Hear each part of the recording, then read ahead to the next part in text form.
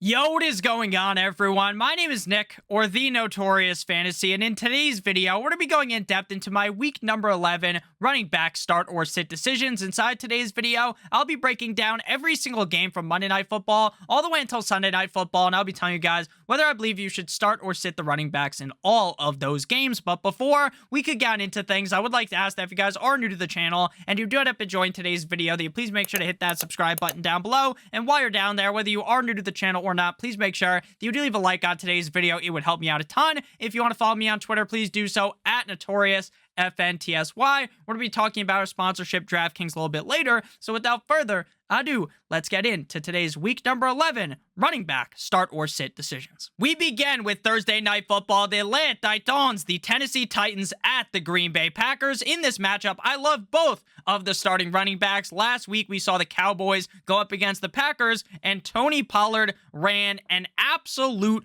train on that defense. This week, we got Derrick Henry, one of the best running backs in the NFL, and especially one of the best, if not the best, cold weather running back in the NFL. And they are playing in Lambeau Field, where it is going to be hard nipple weather. It is going to be cold as a motherfucker in Green Bay, so I expect a huge showing out of Derrick Henry in this spot. Aaron Jones, running back of the Green Bay Packers, has continued to, over the last couple of weeks, really cement himself as the RB1 on this team. It feels like less and less of bullshit of them wanting to use A.J. Dillon. Now, every single week, there is the downside for Aaron Jones that pest A.J. Dillon gets into the game and vultures a touchdown or takes away one of his big runs. But at the end of the day, it appears that Aaron Jones is truly the guy on this team that they want carrying the ball. The Titans defense does not scare me off one bit, so I love Aaron Jones in this spot. A.J. Dillon's average draft position, his draft price, was absolutely way too high for the production we've seen out of him this season. He has been a bust. Dontrell Hilliard is a sit because Derrick Henry is the workhorse back on this team. Next up, we got the Chicago Bears at the Atlanta Falcons. In this matchup, I love David Montgomery because sadly, Khalil Herbert has been placed on the IR. Now, I was someone over the last couple of weeks who has been banging the drum aggressively, talking about how I genuinely think that Khalil Herbert is a more talented running back than David Montgomery. The thing is, the team was never going to fully commit to Khalil Herbert because the team liked David Montgomery. But now that Khalil Herbert isn't kind of riding up the ass crack of David Montgomery to potentially take his spot, David Montgomery is going to get the reins of this backfield. Tristan Ebner, sure, he's going to see touches, but it's not, in my opinion, going to be like David Montgomery and Khalil Herbert. And if you guys have checked David Montgomery's stats, he has a long track record of being just okay for the beginning of the season, and then once it starts getting colder, he's like Derrick Henry. Once it starts becoming the fantasy football playoffs, this guy takes over. He goes into Super Saiyan mode, and this week up against the Atlanta Falcons, I think this is where we see it start. The Atlanta Falcons defense is hot ass up against the run. We just saw Tonta Foreman run a fucking train on them. I love Montgomery in this spot. Cordell Patterson is a start, but Nick, Cordell Patterson shit directly on my chest last week and he smeared it in. I know that Cordell Patterson had a down game last week, but that's because it was raining, and I think the team didn't want to risk too much injury with him when he's coming off the injury. So they said, oh, you know what? It's a little bit slippery out there. Let's not use him as much so that he doesn't get hurt. I think this week up against the Bears at home in Atlanta in the Dome, we should expect a lot higher usage out of Patterson. Tristan Ebner is a sit, as is Tyler Algier, because I genuinely believe this is Cordell Patterson's backfield. Next up, we got the Carolina Panthers at the Baltimore Ravens. We just talked about Tonta Foreman. Now, Chuba Hubbard did return last week, but we actually saw that Tonta Foreman is the clear lead back on this team. I don't think this will be a cakewalk like it was last week up against the Atlanta Falcons for the Carolina Panthers, as they probably get beaten easily by the Baltimore Ravens. Their defense is pretty so-so. I wouldn't say it's one of the best defenses in the NFL, but they're no pushover.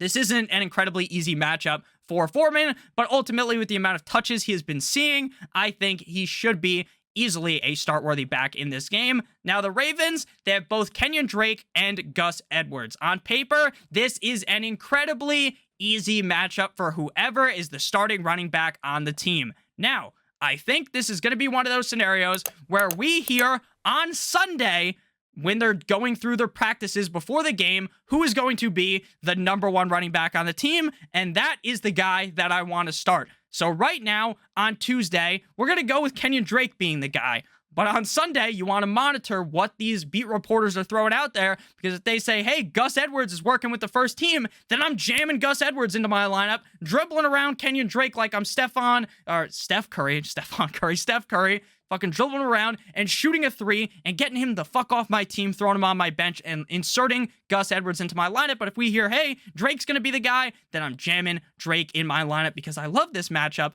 for the running back position. So right now, Gus Edwards is a sit, Kenyon Drake is a start, Donta Foreman is a start, and Chuba Hubbard is a sit. Next up, we got the Cleveland Browns at the Buffalo Bills. It has been reported that this game is going to potentially be in a blizzard. That is, in my opinion, the most fun way to watch football. When there's a crazy-ass blizzard and you're sitting in your house. You're not at the Bills Stadium. You're chilling at home. It's like, oh, look how snowy it is. Super fun. Players do snow angels. Not great for the passing attack, but excellent for the running backs. The Bills' rushing attack is bad. It's really bad because they don't commit to the run. They never commit to the run. Last week was the most I feel like I've seen them run in what feels like a fucking decade. If there is 2 feet of snow, even if there's not 2 feet of snow, if there's a bunch of snow, they're going to have to run the rock with aggression. And I think Devin Singletary could have a repeat performance from last week where he scored 2 touchdowns this week against the Browns if it is heavy snow. 9-inch Nicholas Chubb did not have the greatest of games last week up against the Dolphins. The Dolphins do have a really good run defense, so that's okay. For Nick Chubb, still scored a touchdown going up against the Bills. Again, if it snows, I'm fired up. Devin Singletary as well as 9-inch Nicholas Chubb with confidence. Kareem Hunt is a sit because Nick Chubb really is the guy. And James Cook, Naheem Hines, all these guys, they're sits for the Buffalo Bills. Next up, we got the Washington Commanders at the Houston Texans. The Houston Texans have brought in Eno Benjamin. Now, I don't think that necessarily will derail the Dameon Pierce bandwagon this week, or I don't necessarily think it's going to diminish the Dameon Pierce bandwagon at all. But now I feel like if you needed to pick up a handcuff, since it's almost fantasy playoffs, you want your handcuff, I think Eno Benjamin will end up being the handcuff over Rex Burkhead. Dameon Pierce is a start in this spot. Didn't have the best performance last week, but he's still very viable week in and week out. Antonio Gibson and Brian Robinson tag team. They formed an Eiffel Tower over the Philadelphia Eagles defense last week on Monday Night Football in prime time.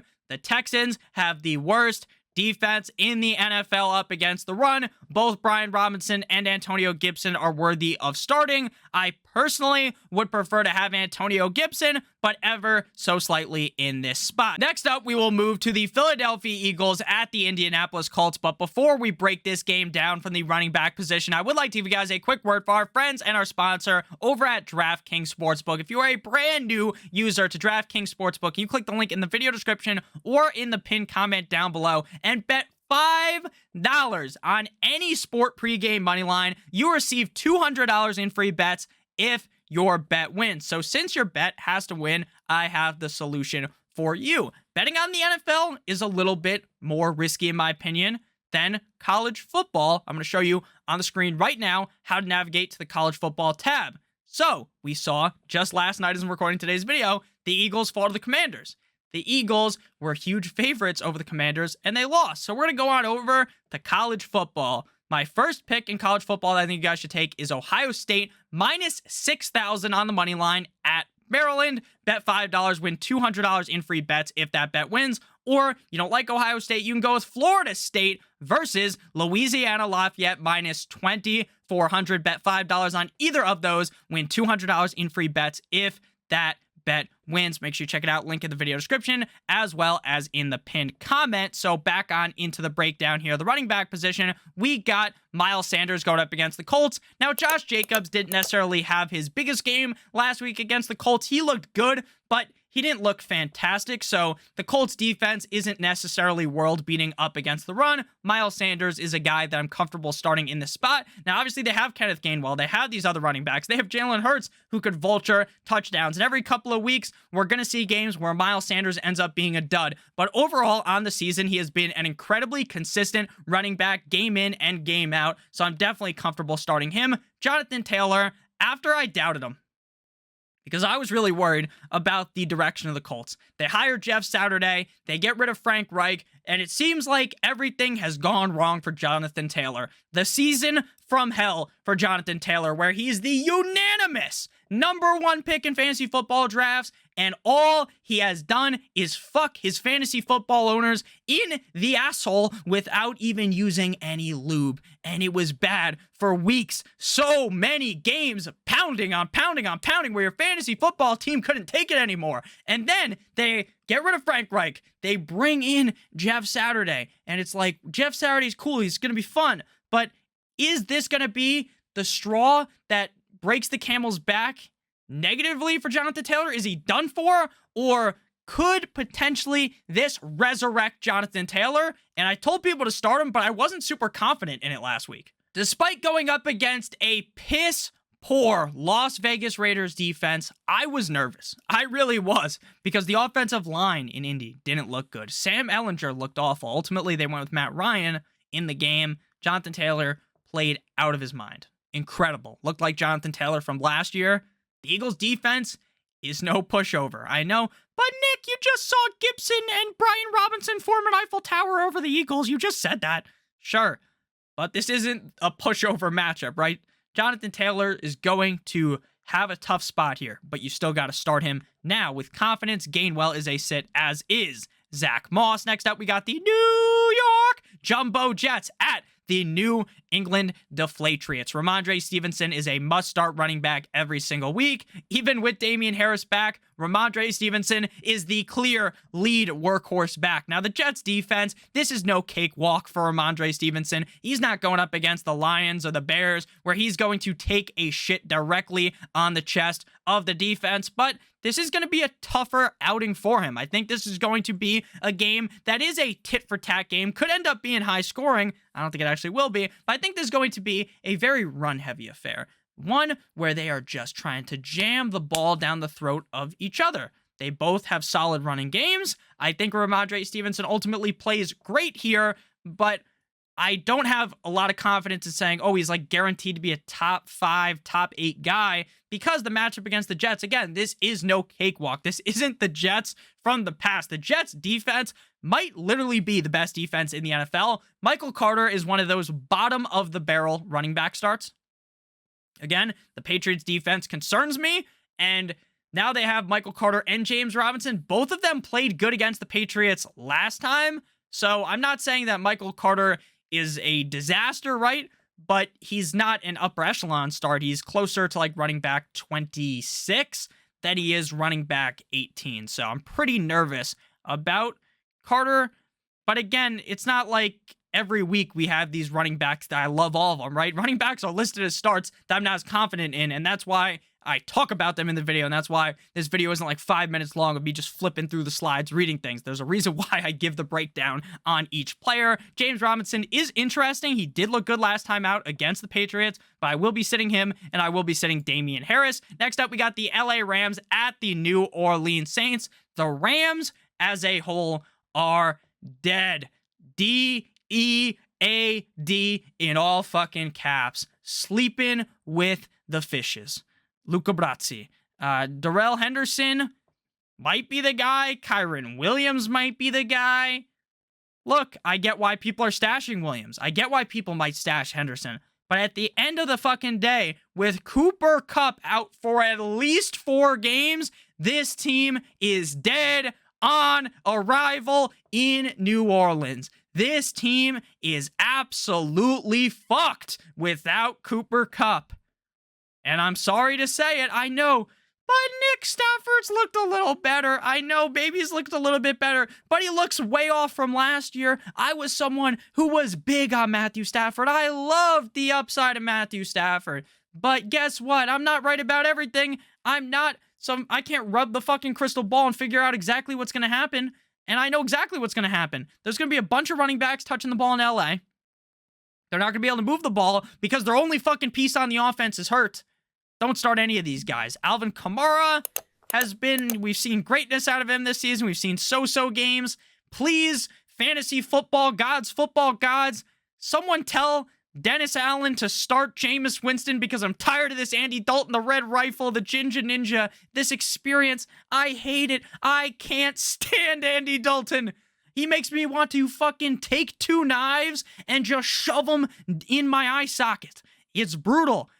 Look, Andy Dalton might be better for Alvin Kamara, but if the team sucks cock and isn't able to do anything, you need a guy like Jameis Winston to resurrect this offense. Next up, we got the Lions at the Giants, and I'm not here trying to yell. I know I get fired up during these videos. I have a fun time talking to you guys. Like, it's very enjoyable for me to make these videos, but there are some times that I genuinely get pissed off. Dan Campbell. I know they look good. The team's winning games, but Dan Campbell, you stupid fucking bastard. You bastard. Why is DeAndre Swift not getting more touches? Someone explain to me. If he's not healthy enough, why is he not just on the fucking bench?